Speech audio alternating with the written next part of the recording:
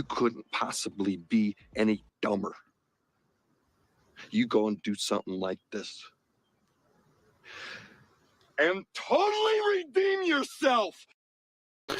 And welcome everybody to the Fantasy Savvy Weekly Show with your host Steve D'Angelo, presented by the Face Off Sports Network. Follow me on X at Fantasy Savvy. And yes, the Jets redeemed themselves with a big W tonight, looking pretty good on offense after an absolutely disastrous first half. Malachi Corley, first career touchdown, loafing it, lets go of the ball, gets ruled a touchback. The Jets are losing 7-0 at halftime. They come back in the second half. Nice little drive. We see Garrett Wilson touchdown. Then we see Garrett Wilson make possibly the catch of the year. And then Devontae Adams on a cover zero by the Texans to end the game for a touchdown. And the Jets get the W tonight, 21-13. So that was a great comeback for the Jets. They totally redeemed themselves just when we thought they were absolutely shot, absolutely disastrous, absolutely couldn't get any lower after that Patriots loss. They uplift New York a little bit after that disastrous Yankee loss last night. I mean, I'm a huge Yankee fan, and that was one of the worst losses I've ever witnessed as a Yankee fan. Probably third worst, but you could say maybe first because of the way they lost, blowing that 5-0 lead with those errors. Just absolute disasters. You cannot just go down 3-0 to the LA Dodgers, though. So it would have been a tall task anyway. But anyway, we are here for NFL picks.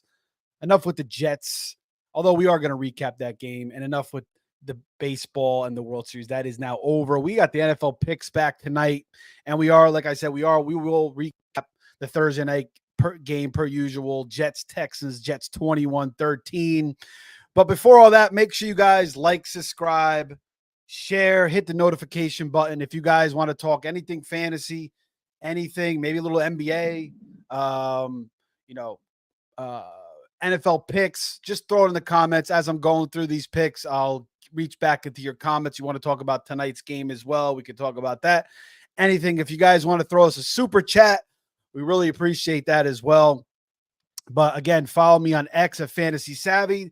This is the Week 9 NFL Pick Show, Fantasy Savvy Weekly, presented by the Face Off Sports Network. We will come back on the other side, recap this Thursday night game. Then we'll get into our NFL picks.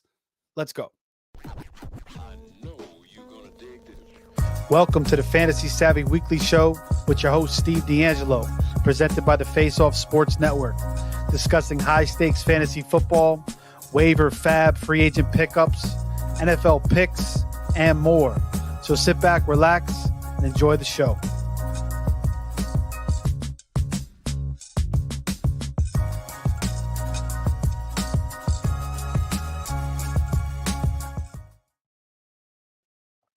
Okay, we are back. Fantasy Savvy Weekly with your host, Steve D'Angelo. Let's get into this Jets-Texans game first.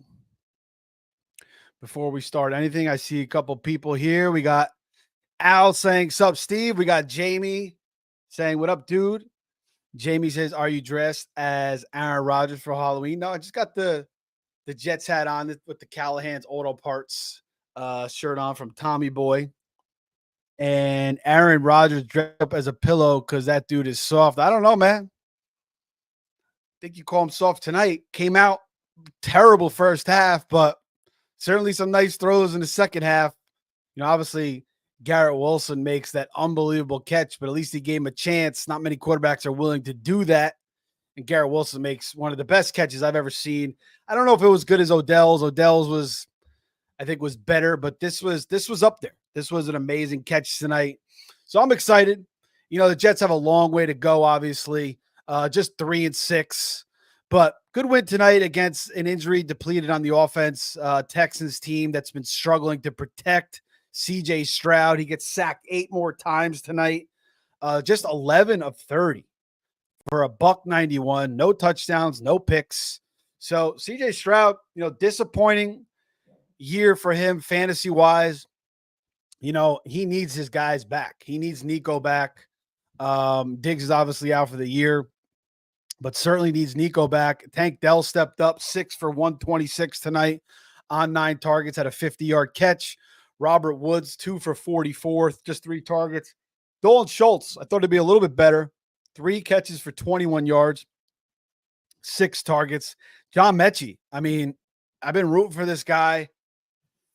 He's just not getting it done with the opportunities. I mean, not getting a ton of opportunities. Xavier Hutchinson's getting out there a lot. He's not doing anything. So I think at this point, maybe try to elevate Mechie a little bit. But I mean, he's getting opportunities. He's not really showing out much. So they need Nico back. He will be back soon. Now, probably the next game he will be back for them. So they'll have him and Dell. Mixon had a nice game again, 24 for 106. He falls into the end zone. Stroud, he does run for 59 yards. So that helps if you did start him in fantasy, basically like a touchdown there. But just 191 passing yards and just 11 completions on 30 attempts. And again, got sacked 8 times by the Jets. Jamie Sherwood had 2. Quentin Williams had a 1.5. Clemens had 2. Solomon Thomas had a sack. Reddick had a half a sack. So finally he does something after debuting last week and doing nothing. Will McDonald's a little bit banged up in this game. He left, came back. Devontae Adams left with concussion symptoms, and then he comes back and catches that touchdown late. 11 targets, 7 catches, 91 yards. Ends the game. The Texans played cover 0. They put Petre on him, and Adams just ran right by him. I mean, it wasn't even close. I mean, Petre looked slow as molasses on that.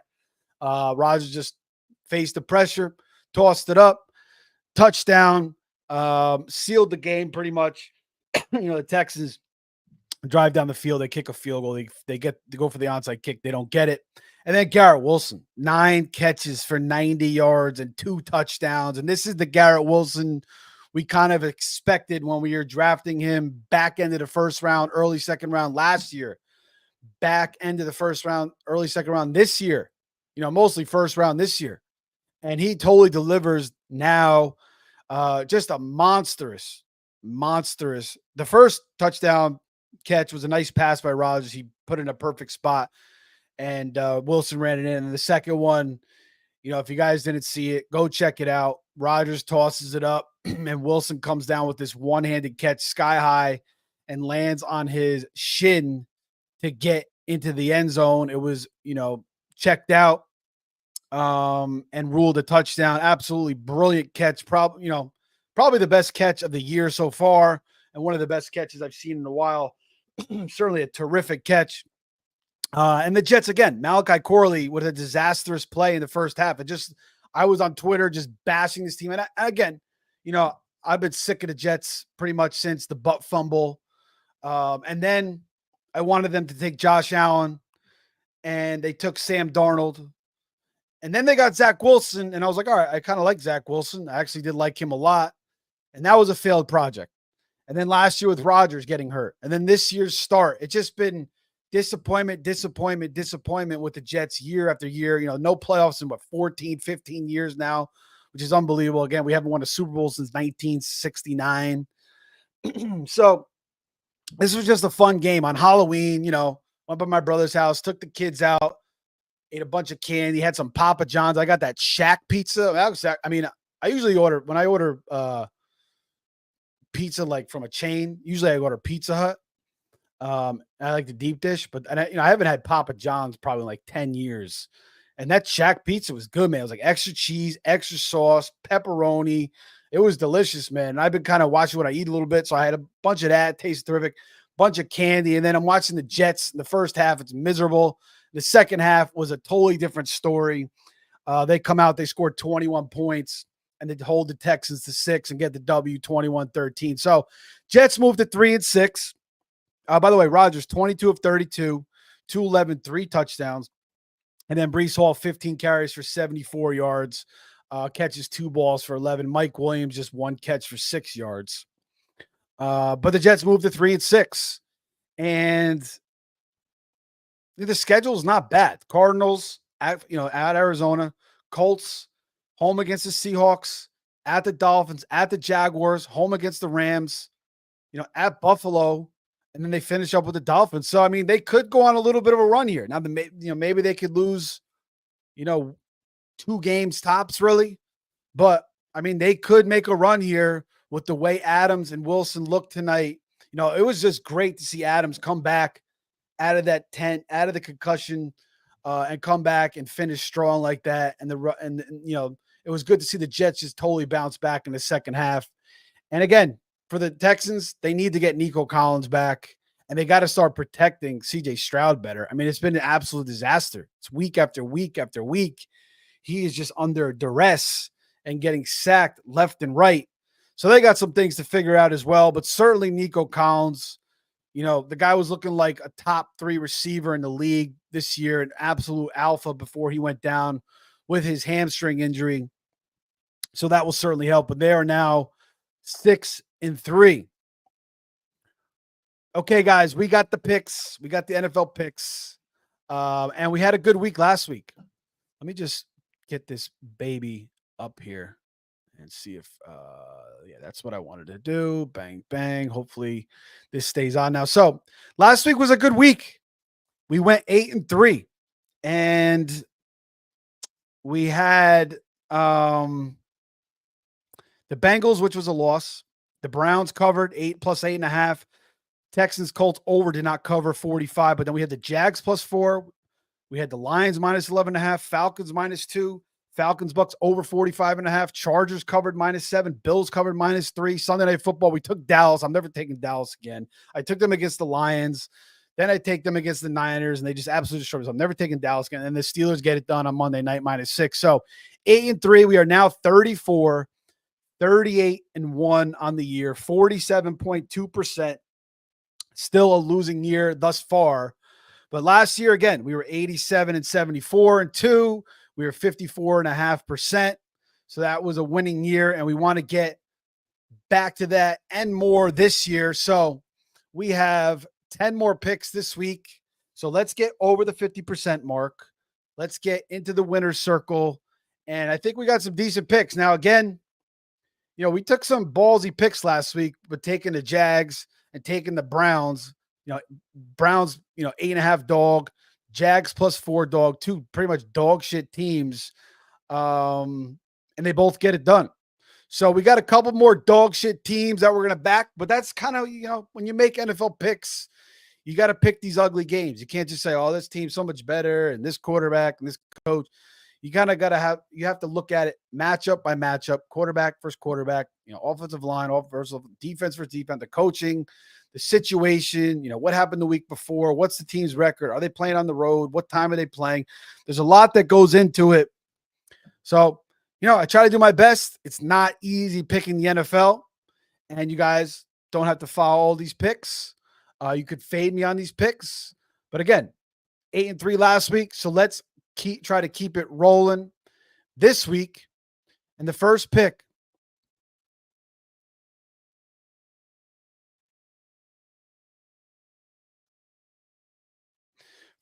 is going to be the Carolina Panthers. Yes, the dog shit 1-7 Carolina Panthers with Bryce Young catching 7 at home against the Saints, who could get Derek Carr back this week. It is quite possible. He returned to a practice. Dennis Allen saying, there's a good chance he could come back. But the Saints have been dog shit themselves. I mean, they've been a dog shit team. They are 2-6. They've now dropped 6 straight after that darling start, beating Carolina in week 1, 47-10, destroying Dallas 44-19. Everybody's saying that Clint Kubiak is the next coming of Mike Shanahan or his father, Gary Kubiak. He's got this offensive rolling. Derek Carr is going to be in the MVP talk. They're flying high. But now everything has changed. Their defense does not look good. They lost Rashid Shaheed for the year. They're relying on Bub Means and Mason Tipton and Equanimous St. Brown on offense. They got Taysom Hill back week. That helped, but he didn't do anything. They lost 26-8 to the Chargers. The week before that, they lost 33-10. Again, it's the Rattler, Spencer Rattler. And then they bring that other guy in, Boner, whatever his name is, Lobner. Maybe they should have went with that guy instead. And even before that, 51-27 at Tampa, 26-13 at KC, losing Atlanta 26-24, lost to Philly 15-12. So this team can't find a win of late. And here comes darling Bryce Young, who's going to get to start again this week with, Andy Dalton still struggling with the finger. It looks like it is going to be Bryce Young again. And they trade Deontay Johnson, but Jalen Coker looks pretty good. You still got Leggett. They could get Thielen back this week. Jonathan Brooks was seen practicing this week. Maybe he gets out there. And this is a good spot for Carolina. After getting absolutely obliterated 47-10 in week 1, certainly they'll want some revenge. Now, the Saints have won the last 3 in this matchup. The last time Carolina won was back in 2023, January 8th, 2023. They won 10-7. And September 25th. So they took both matchups that year, 22-14. But the last 3 went to the Saints. So I'm going to take Carolina +7. I just think the Saints are dog shit. Dennis Allen's defense is getting run over. I think Carolina could, keep it close here. I think Bryce Young will pull something out here with these receivers, with this running game with Chuba Hubbard. We'll see if Brooks works his way back. And then on the other side for the Saints, again, it's Olave. Again, you got Taysom Hill, you got Kamara, and they could certainly put up a bunch of points here. But I think most people are just going to say, let's take the Saints. The Carolina is the worst team in football. You bet against this team every single week because they cannot cover. They're 1-7 against the spread, Carolina, but the Saints are 3-5 against the spread. So let's go with pick 1 in the dog shit Carolina Panthers. By the way, how was everybody's Halloween tonight? Did you guys dress up? Did you get any good candy? Did you take the kiddos out? What'd you do? Nowadays, everybody sits outside their house, and they hand out the candy. No more ringing the doorbells. Or then you leave, candy out for the kids. And, there's 1-2 groups just takes everything. That's what we did at our house because we went to my brother's house and he has a neighborhood, the houses are all close together. So you go house by house. It's cool. It's a good atmosphere. A bunch of kids walking around, see all the costumes, parents drinking beer outside. So it's cool. It was a good time. All right. So it's pick 2 here. Where are we going? We're going to pick a little bit of a better team in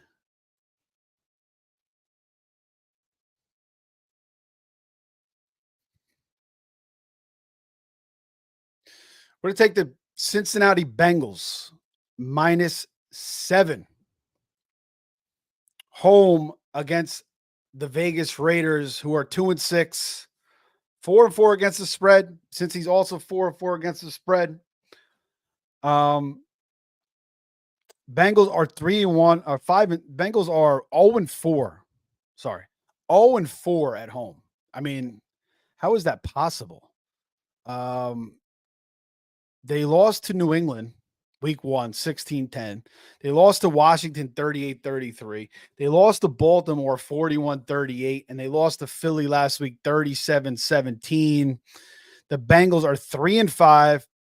They need this win. This is like their last chance to save their season and possibly, get to playoffs. You cannot go 3-6 and expect to still make the playoffs and, lose to the Raiders at home. You're 0-4. You are due for a win. There's no way you're going 0-5. Maybe they don't cover. Maybe it's a close game somehow with Gardner Minshew. I just don't see it. I think the Bengals come to play. I think T. Higgins could work his way back from the quad injury. That's going to be, a little bit up in the air. But even if he doesn't, I think Anarumo and company, they'll do, I said that last week when I took the Bengals and that didn't work out. But this is a much easier matchup here against Vegas, who's lacking offensively. Jacoby Myers, Brock Bowers is nice. Trey Tucker, DJ Turner is not bad. Madison's been playing well. Their defense can generate a pass rush, obviously. But when I match everything up, Burrow, home field, the situation for the Bengals, the Raiders know they're not going anywhere. They traded Devontae Adams. Their season's shot. They got Gardner Minshew. They're going to be looking for a new quarterback next year because Aiden O'Connell and Gardner Minshew are not it.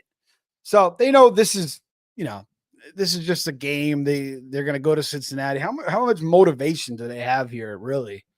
And Cincinnati's going to have all the motivation in the world because they're 0-4 and they need to get a W. So I expect Burrow and company to get it done here. You're going to find -7, Bet365, Caesars, and DraftKings, FanDuel, and BetMGM have it at 7.5. So -110, Bengals against the Raiders, -7 for pick 2. Again, guys, like, subscribe, share. If you got any questions, comments, you want to talk about anything fantasy related, you got any fantasy questions, throw it in the chat. I'll get to it as I'm going through these games. Pick 3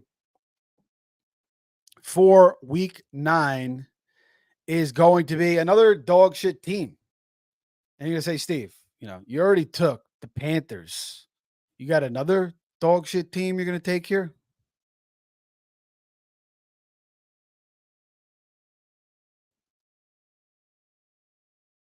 Yeah, I got one more dog shit team, maybe 2 more, but I think this is the last one here. And we are going to take the New England Patriots +3.5 going to Tennessee. Patriots 2-6 on the year, 2-5-1 against the spread.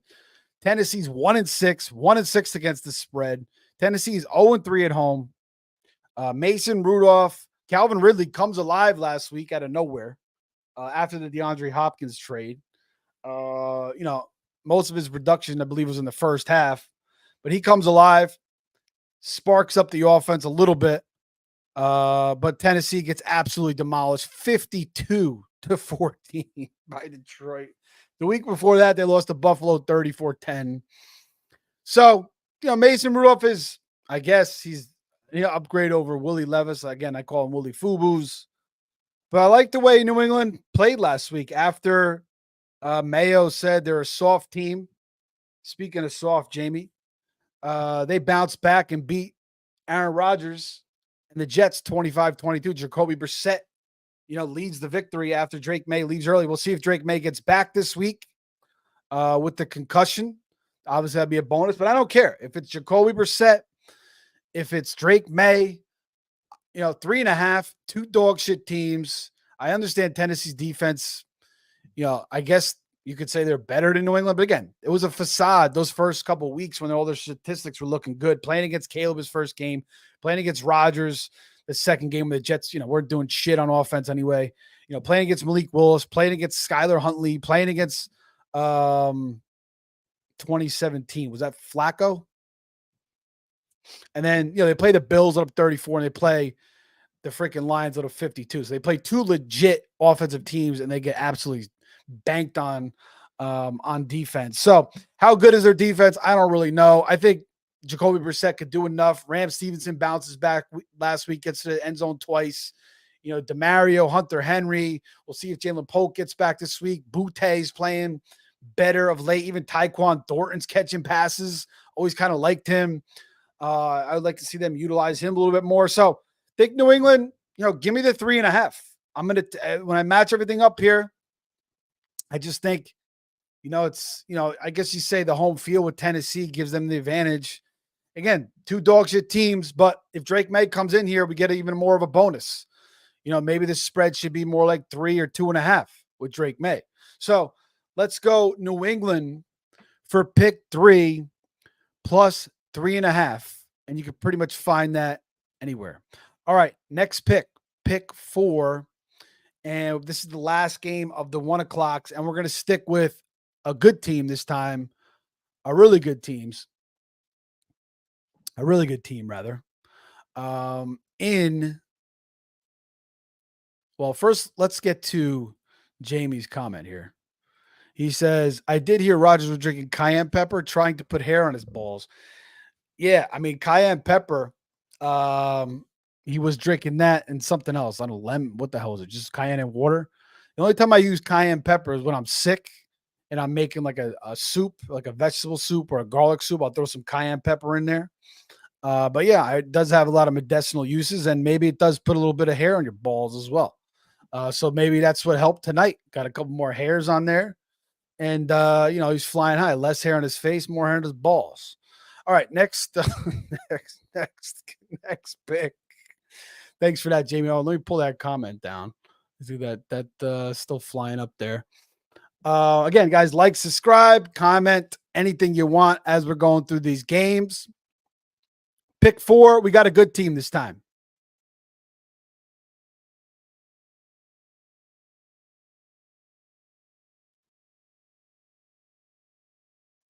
And we're going with the Buffalo Bills, who have been sort of a covering machine.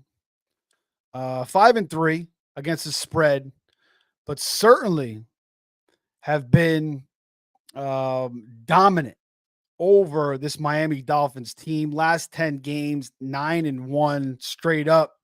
Just 4-6 against the spread, which is surprising. But they've actually covered the last 3 games in a row that they played. 31-10, September 12th, early in the year. I actually went to that game. That was Thursday Night Football in Miami. That was the game where Tua got hurt. That was the game where the first half they picked them off twice. Then the second half, they just ran all over them. Josh Allen basically had to do nothing. And you look at Miami's defense, for fantasy purposes, they're ranked number 1 against quarterbacks. But that's a facade. They haven't played anybody. They played Trevor Lawrence week 1. When he was struggling the first 4 or 5 weeks of the season. They played against Buffalo, Josh Allen. He didn't have a big game because he didn't have to pass because Tua was out of the game. And even the first half, they were running all over them. Geno Smith, Willie Fubu's, Jacoby Brissett or Drake May, Anthony Richardson, and then Kyle Murray last week, who kind of lit them up. So they're getting Buffalo. Buffalo owns the Dolphins. Josh Allen's numbers against the Dolphins have been ridiculous in his career. Let me just pull that up. His career against the Dolphins, he has a passer rating of 110 with 3,500 yards, 34 touchdowns, and 7 interceptions in 13 games against the Dolphins. So absolute dominance against this team. And the Bills have, we were all kind of wondering after losing to Baltimore 35-10 and after losing to the Texans 23-20, didn't look good. Josh Allen, he got mollywopped in that Buffalo game. I think it was by Roquan Smith, maybe. They said maybe he had a concussion. Then he came out against that Texans game and he was looking all pale. So it looked like he was still struggling with something. And then they go out against the Jets, and they looked a little more crisp, win 23-20. Then they trade for Amari Cooper against Tennessee. He gets into the end zone, played 15, 16 snaps. We see Shakir start to get going, Kincaid a little bit. And then last week, Shakir has a big game. And Keon Coleman the past couple weeks has looked really good. They're just getting the ball quick to him. And he's using his basketball skills, using his body position, using his body control. And he's been good after the catch as well. Been a good red zone target with his big frame and his good, hands. Again, basketball player. So he's got that athleticism. And they're really understanding how to use it. Now, he's not going to create a ton of separation. His route running is going to be a little bit lackluster as well. But he could body you up. There was that one play last week where Coleman was just running in the seam. And, I think he had maybe Shakir or maybe one of the backs underneath that he could have taken. But he just threw that ball into the seam. It was a one-on-one matchup. And Keon Coleman kind of just twisted his body and caught it. Even the game against Tennessee, he should have had that touchdown. The refs called it back. So he's heating up. Shakir's heating up. You got Cooper, who a little bit banged up with a hand injury, but he should be back this week. His usage is getting up. His snaps percentage was down, but I think he only ran 2 less routes than Keon Coleman. So he's still, getting the route participation out there, and he'll get more ramped up. Kincaid, James Cook, Ray Davis. The defense is getting healthy. The defense is flying around once again. They did a great job on Kenneth Walker last week, shutting him down.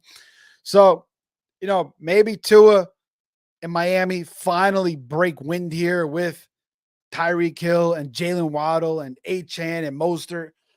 Maybe their defense steps up. I just don't see it in Buffalo. I think this is, again, Miami, Tua complaining about people on their couch eating chips, which I was, because he can't field a freaking snap and it's not as easy as it looks.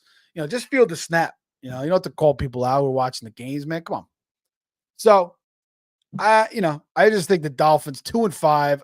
McDaniels looked terrible as a coach without Tua. Looked a little bit better last week, but still, his system's getting a little bit stale. HA picked it up. He looked better last week, obviously. But I got to take Buffalo here and Josh Allen with the absolute history of dominance they have against the Miami Dolphins, with their offense coming along the way it is, with their defense the way it has played against Miami in the past, absolutely owning them. So that will be pick number 4, Bills -6. Now we move to the 4:00 slot, and we got a couple over-unders now for the next 3 picks. I think that the next pick, we might have our first under of the year. Been taking a ton of overs. But here in the 4:00 slot,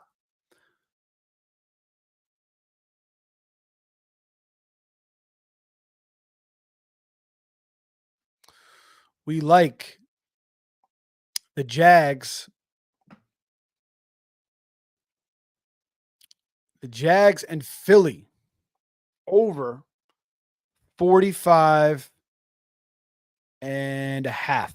BetMGM, FanDuel, BetMGM -110, FanDuel -118. Then you get it 46. Bet365, Caesars, DraftKings. So let's go with BetMGM over 45 and a half on this over. And why do we like it? Why do we like it? Jamie says, didn't Josh Allen struggle versus Tech? Yeah, he did, actually. He played terrible against them. He had that was probably his worst game I've seen him play in a long time. He got knocked around against Baltimore, and like they were saying he had concussion. Then that Texans game, I just looking at him, he looked all pale and shit. Like, I don't know if he was sick. I know he likes to throw it before games. I don't know if he still does that. So maybe he was coming off a concussion and he did that, and it just, it was a hot mess. But yeah, he looked really off that game. But back to this over under here. Why do we like it? Let me just pull this up real quick. Where is that? That's not what I wanted to do. Pause that. Yeah, why do we like this over? Jacksonville, Philly. Jacksonville just lost Christian Kirk, but Brian Thomas, I think he'll play this week. I think he'll be okay. Yeah, you still got Ingram. Parker Washington is a good fill-in. I think he could fill in okay. Gabe Davis, we'll see if he comes back. He's got a little bit of a shoulder thing. But Lawrence is playing better. He's starting to really get it going of late against Green Bay, against New England, against Indianapolis. He's starting to heat up. And Philly's defense is playing better. They shut down Burrow last week, but again, without T. Higgins. They shut down Daniel Jones, big whoop. Deshaun Watson, big whoop. Did let up 33 against Tampa. So they really haven't played, I guess you could say Cincinnati, but again, no T. Higgins. That's a different offense. And I think Jacksonville's defense still isn't good. Again, 30 to Green Bay. Malik Willis played a decent amount after Jordan Love left with that groin injury. He was basically banged up that entire game. Led up 35 to Chicago, 16 to New England, 34 to Indianapolis. So, Jalen Hurts with A.J. Brown now and Devonta Smith. We'll see if they get Goddard back. But even if Goddard's not back, you still got Saquon. You got the offensive line. He's starting to get it going a little bit more now. Hurts is playing a little bit better of late, kind of going through a little bit of a lull. But now he's bouncing back. And also Lawrence is playing better. So 45 and a half, I think we could easily see a 27-20, a 30 to 17, 30 to 20. I think Philly will put up 24, 27 points, something like that.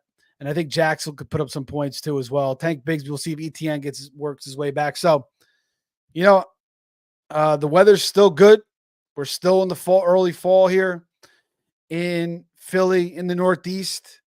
So, don't really got to worry about any rain. I think New Jersey is having like a drought. It hasn't rained there in a month. So it's probably the same for Philly and that whole area. There's like a drought going on. So it's real dry. I don't got to worry with the rain. There's no wind. There's no snow yet. So the weather should be fine. Good football conditions, maybe 50, 60 degrees, whatever it is. That's fine for Jacksonville. It's a little bit cooler anyway up in North Florida anyway. The beaches get a little bit colder if you're trying to go visit North Florida in like, January, February, March. The beach is a little bit cold. You got to go a little bit further south, about 2 hours south, Cocoa Beach area. And once you hit there, it starts to warm up a little bit. But let's go with the over here. 45.5, Jacksonville, Philly, with Lawrence and Hurts both playing good quarterback at the current moment. All right, pick 6. Again, we talked about possibly having our first under. Maybe this is our second under. I think it's my first under on this show all year.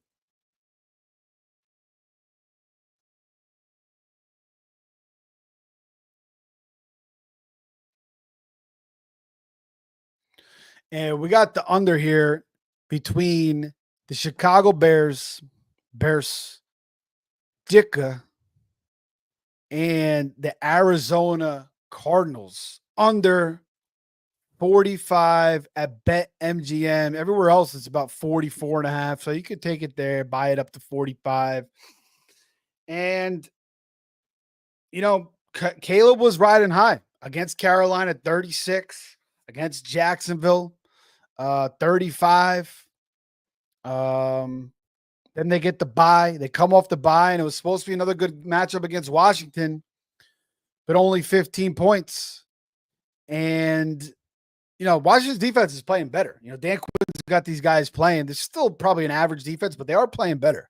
I mean, they've definitely stepped up since the beginning. I mean, they were looked at as a joke of a defense those first couple of weeks, but now they're playing ball. Dan Quinn's got them going.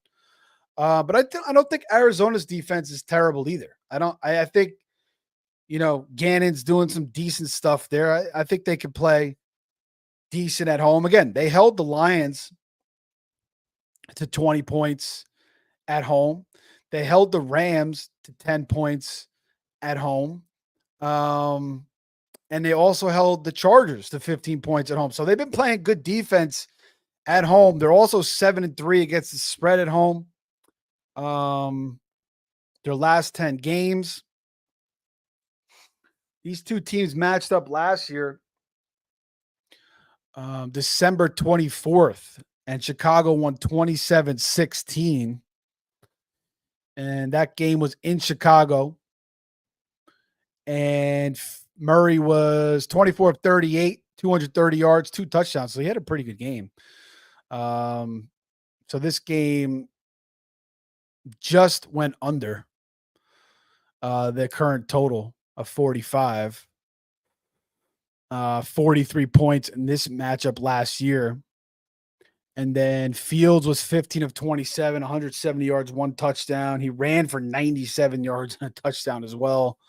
Cole Kmet had 107 yards. Herbert ran for $112.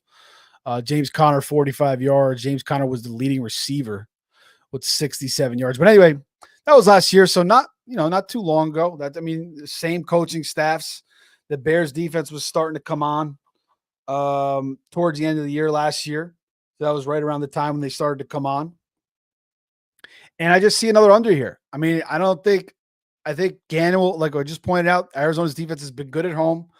I don't see Kyler Murray doing much against this Chicago defense. The Chicago defense is tough. They just held Daniels to 18 points. I know he was a little bit banged up, but they had that Hail Mary at the end of the game.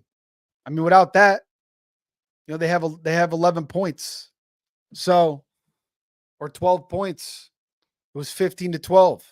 So it took a Hail Mary to get just under 20. The Chicago defense is like a top 3 defense of the league. Maybe top 2 defensive. Now, Tyreek Stevenson made some boneheaded plays. He got burnt by McLaurin for like a 50-yard pass. Then that ended the play. But, they still got Johnson. They still got Sweat. Now, Sweat, I saw, is a little bit banged up. But, right now I'm expecting him to play. But still, this Bears defense is tough. I don't think Kyler's going to do much in this game. I don't see them score many points. And I think Arizona will slow down Caleb and Chicago. Again, he took advantage of 2 easy, crispy Swiss cheese matchups against Carolina is one of the worst defenses I've seen in a long time. And Jacksonville, another horrible defense as well. Other than that, I mean, they really haven't put up a lot of points. Remember week 1, Caleb didn't do anything. Their defense, I think, had like 2 defensive touchdowns, and they scored 24 points. They only scored 13 against Houston, only 16 against Indy, 24 against LA. And then last week, outside the Jacksonville, Carolina game where they put up 30, last week against Washington, just 15. So I think Arizona could shut them down. I don't think Chicago's going to do much on offense. So that is going to be the pick here for the first under of the year on the show, under 45, Chicago, Arizona. Jamie says, is Brian Thomas Jr. or Gabe Davis practicing? I think they were both limited. I'm pretty sure Brian Thomas Jr. was limited. Let me see if I can pull that up real quick. Pretty sure I saw that earlier that he was practicing.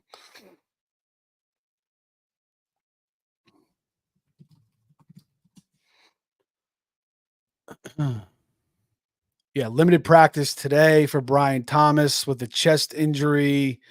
And Gabe Davis is also limited today. So, again, I expect both these guys to get out there. You're going to have Parker Washington, so that's why I'm going to roll with that over there once again.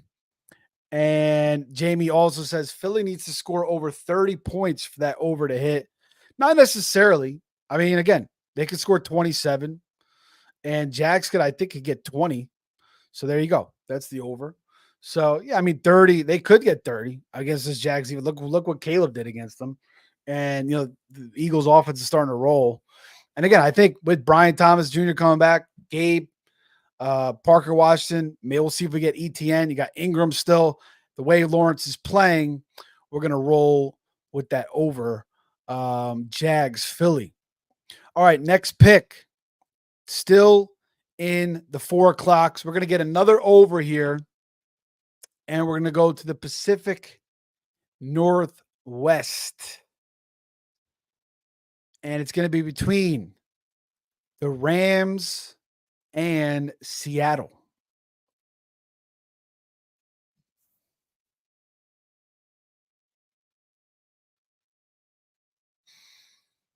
And we got the over here, 47 and a half between the Rams and Seattle. And I looked at this, when I initially looked at it, I was like, could be a little high.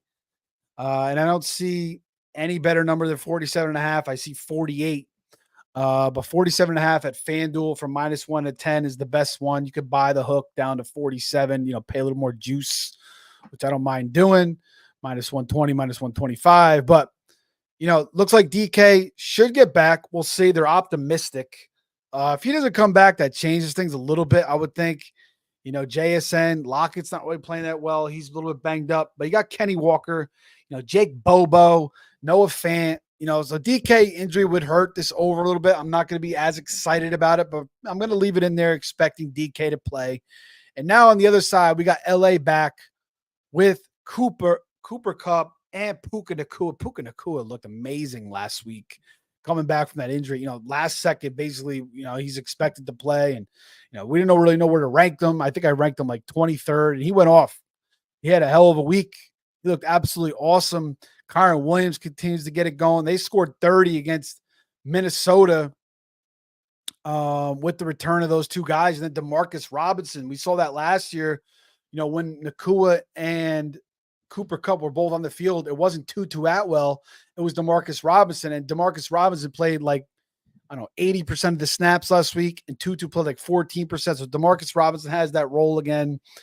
And Seattle's defense, McDonald's defense, he looks like Joe Judge out there. I don't know. His defense is getting ran over. It's getting passed on. Tyreek Woolen's not looking that great. Either Witherspoon's not looking that great. 36 to San Francisco, 31 to the Bills. Did a good job on Atlanta. Shut them down to 14 points on the road. But 29 to the Giants, 42 to Detroit.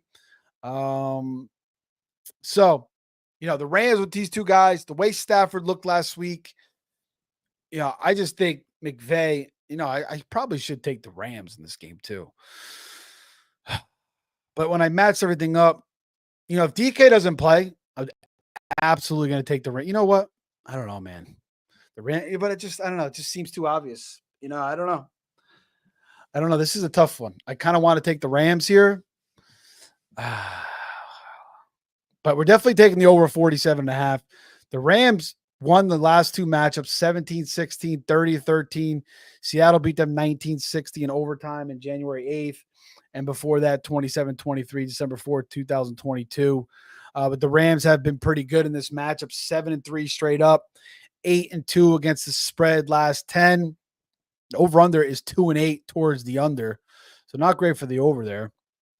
But when I match everything up, DK, JSN, Lockett, Kenny Walker, Kyron, just a lot of Puka, Cooper Kupp, Demarcus Robinson, a lot of weapons, two really good quarterbacks. Well, Stafford obviously is a Super Bowl winning quarterback, but Gino, he can get it done. I kind of like him in this matchup a little bit too.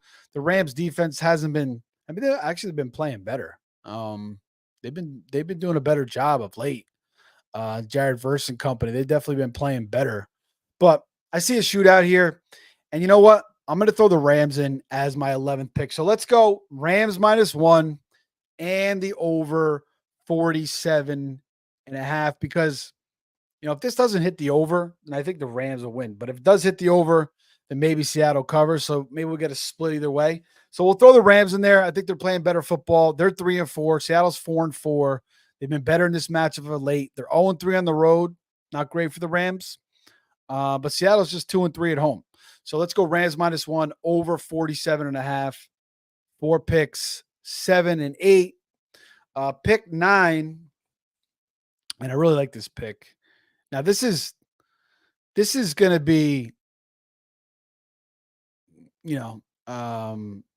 determined by if we're going to see Jordan Love, but I expect him to be out there. He's got the groin injury and,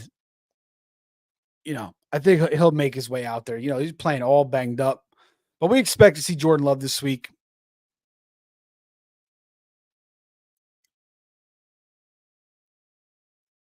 So let's take the Packers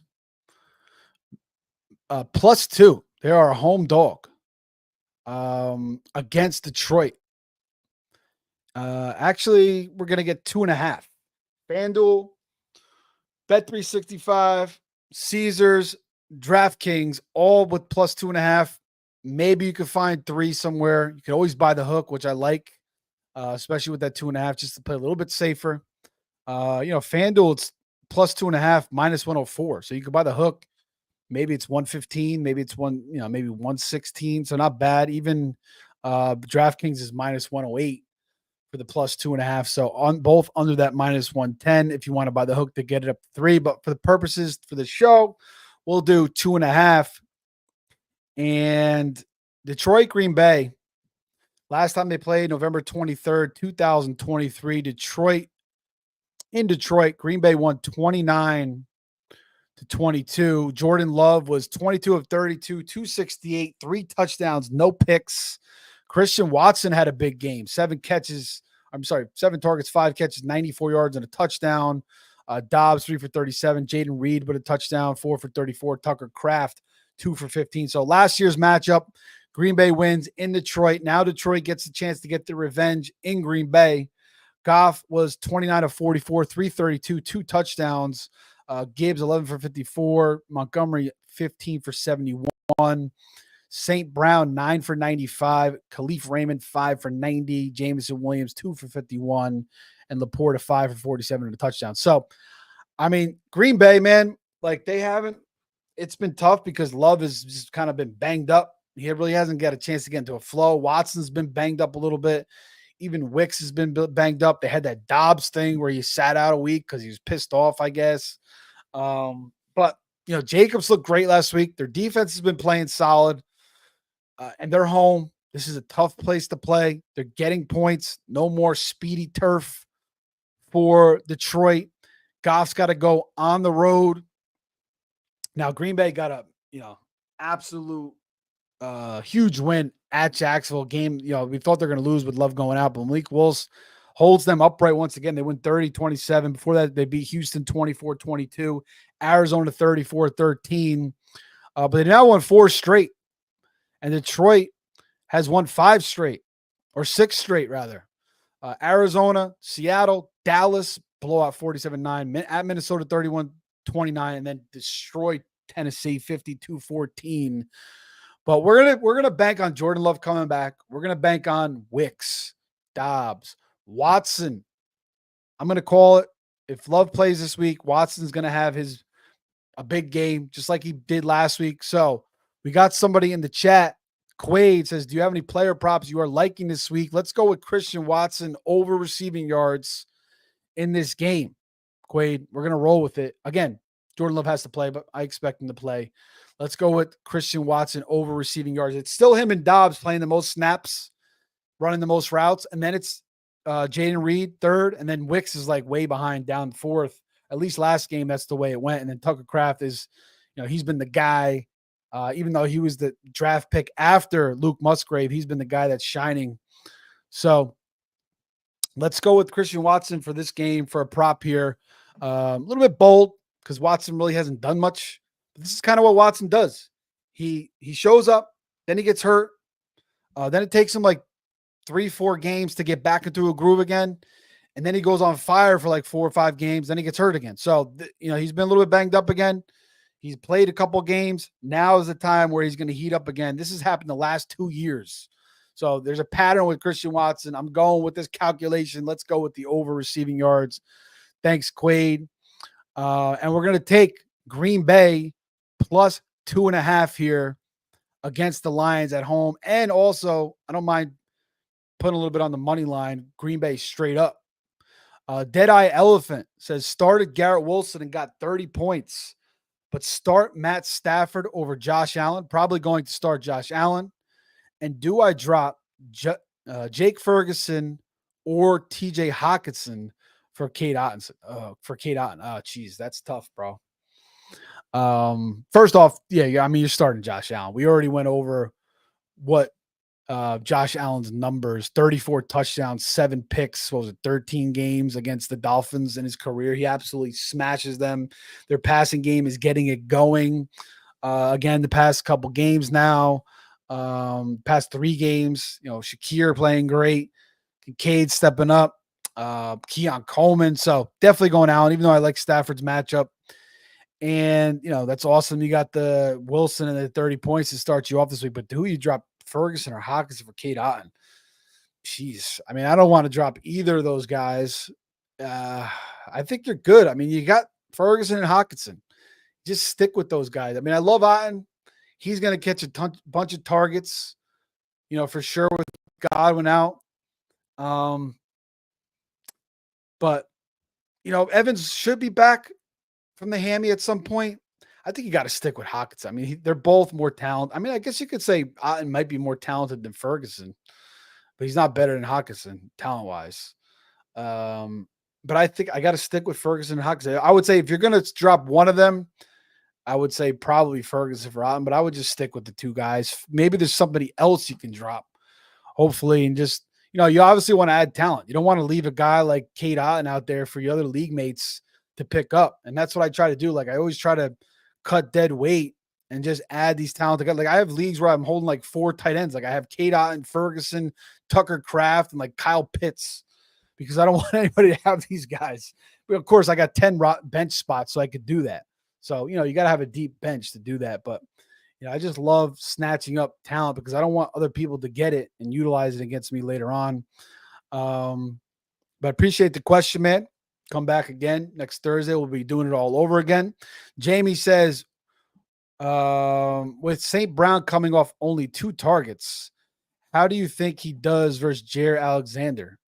Well, Jair kind of plays on the outside. He's not going to follow him. He kind of plays one side. So St. Brown will kind of be in the slot. I don't think Jair's going to be following him around most of the game. But I guess they will get matched up at some points in the game. But I mean, I would go right back to St. Brown. I think he'll be okay. I mean, this is what's the total in this game? 47.5. We just um picked Detroit. I mean, we just picked Green Bay +2. Yeah, 48.5. And I went over to the game last year, and St. Brown had a nice game in last year's matchup. He went for 9 for 95 on 11 targets. No score, but still, 18 fantasy points. And Jameson Williams was in the lineup. No Jameson Williams now, which helps him gain even more targets. And this should be a high scoring game again. So yeah, I think he'll be fine. Not anticipating a shadow here from Jair Alexander on Gibbs. Again, he doesn't really follow. He kind of just plays aside. All right. We got a couple picks left, 2 picks left, actually. Actually, it's going to be the Monday night game. I was going to see if I had something for Sunday night. I kind of like to give you guys picks for the primetime games, maybe I lean the Colts against the Vikings on Sunday night, and that's a big thing this week with the decision to go from Anthony Richardson to Joe Flacco, and the Colts are catching 5.5 on the road in Minnesota. Minnesota's been struggling the past couple games, losing to Detroit 31-29 at home and then losing to LA 30-20. And now they get Flacco and the Colts with Pittman and Josh Downs, Jonathan Taylor back. So how's it going to look this week with Flacco catching 5.5? And Anthony Richardson made some incredible throws in that game. Goodson dropped a touchdown. I think Adonai couldn't keep his second foot in. I think maybe Pittman dropped. There was a bunch of drops, 2 or 3 dropped touchdowns. He came out of that one play, but if you guys saw it, he broke a 300-pound D tackle off his back. Even Flores was saying, I can understand why he's tired. He's run all over the place. He had a freaking shook a 300-pound guy off his back. Came out one play. So I didn't really mind it. And, when I watch Richardson, I like the way the ball comes out of his hand. He's kind of like off base a lot. He's making throws and he'll sky balls. He'll miss guys by a lot and he'll do some dumb stuff. And certainly Flacco is more ready to play in the NFL. Obviously, this guy won a Super Bowl with the Ravens. He's seen many, many different offenses, many, many different defenses. So he's the smarter, more prepared quarterback. He could, pick apart defenses better than Richardson can, mentally, obviously. And he definitely gives them a better chance to win right now. But, Richardson doesn't have the reps. He needs the reps at some point. So I think this might be like a 1, 2, 3 week thing. And then at some point, they're going to go back to Richardson this year. And I actually think that there's a chance that the Steelers may go back to Fields at some point too. So we'll see what happens there. But Flacco has played good. I thought Flacco was done after they lost that week 17 game when he was on the Jets 9-7 or 9-6 to Skylar Thompson a couple of years ago. But it was just the Jets again. Absolutely. There was no offensive line. Flacco had no time. Then he played great with the Browns last year, imploded in the playoffs. And he's played good with the Colts this year. And if they do make the playoffs with Flacco, he'll probably implode in the playoffs again. But, he probably gives them a better chance to make the playoffs right now just because he's a veteran. He knows what he's doing. And Richardson just kind of got to get understand the defense a little bit more as he gets more reps. But I would roll Richardson. It's a tough choice. But I would say lean the Colts here plus 5.5. So our last pick for week 9 NFL picks is going to be Monday Night Football. And who do we got?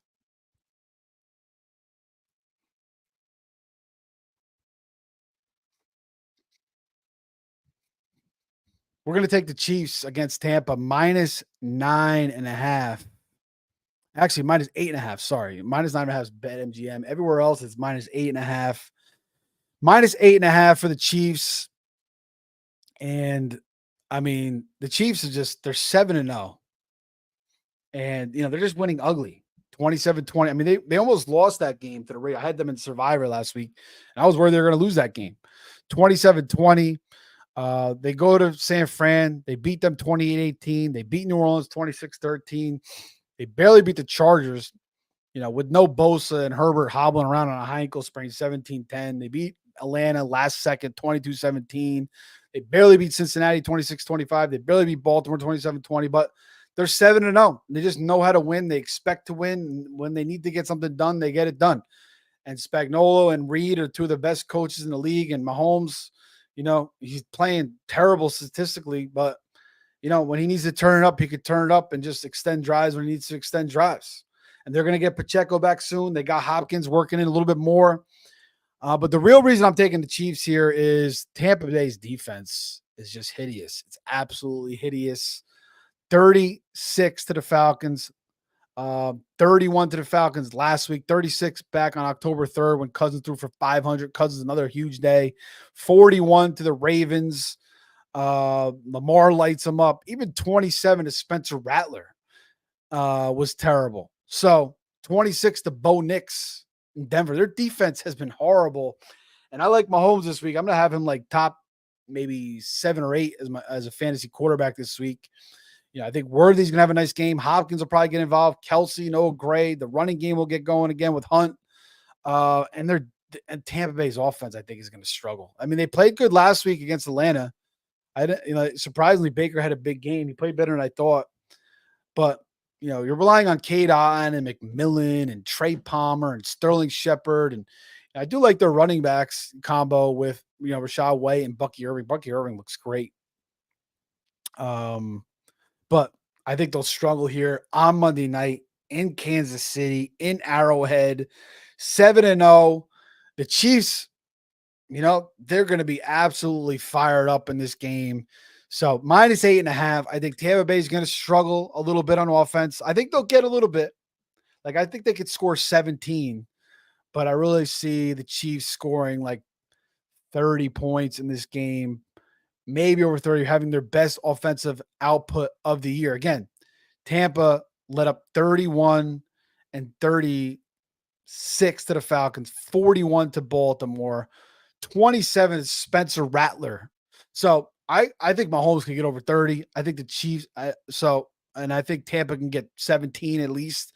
So we're going to go Chiefs -8.5 and the over 45 for our last 2 picks. So 11 picks on the week, guys. We'll recap them real quick. Then we'll jump back to your comments. And what do we got?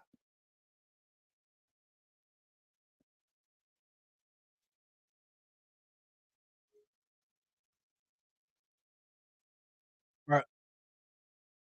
Let's get back over 500 here, guys. And we got the Panthers +7, Bengals -7, New England +3.5, Bills -6, Jags, Philly over 45.5, Bears, Arizona under 45, Rams, Seattle over 47.5. We also added the Rams -1, Green Bay +2, Kansas City -8.5, and Kansas City, Tampa over 45 for the week 9 picks. Let's go. All right. Let's see what you guys got. Any more combinations here? Comments. And St. Brown says plays about 45% in the slot. Yeah, so he will see Jer on the outside a little bit. But again, I'm not really worried about it too much. Most of his work is going to become in the slot, or 45% in the slot, but they'll they use rubs. They just, the way freaking Ben Johnson sets up that offense, all those rubs, he's like always wide open across the middle, and he's mostly catching those underneath passes. And like even last week, he didn't do anything, but like he was wide open for the touchdown. He's always wide open, St. Brown. He's like freaking wide open all the time. And even when he's contested, he's got good hands to secure the ball. So I'm not worried about Jair Alexander. I think St. Brown will get his. And at least 10, 15 fantasy points for you this week. So, last week they just blew the freaking doors off of Tennessee, so they didn't have to pass. And I expect them to lose this game, so I think they'll be playing from behind. So that should help St. Brown as well. And that is it, guys. Thanks everybody for joining us tonight. Week 9 picks, Fantasy Savvy on X. Give me a follow there. Please like, subscribe, and share. We really appreciate that. Come back tomorrow for another Start Sit show. Saturday, We'll see if we have the return of the DFS show. Actually, no, because I'm going out for my mom's birthday. My brother's coming into town Sunday. One last start sit show. So that's it, guys. Thanks for joining us. FFFaceoff.com, Faceoff Sports Network, Fantasy Savvy on YouTube, Fantasy Savvy on X. We'll see you soon. Have a great week. Good luck. All the best. Take care.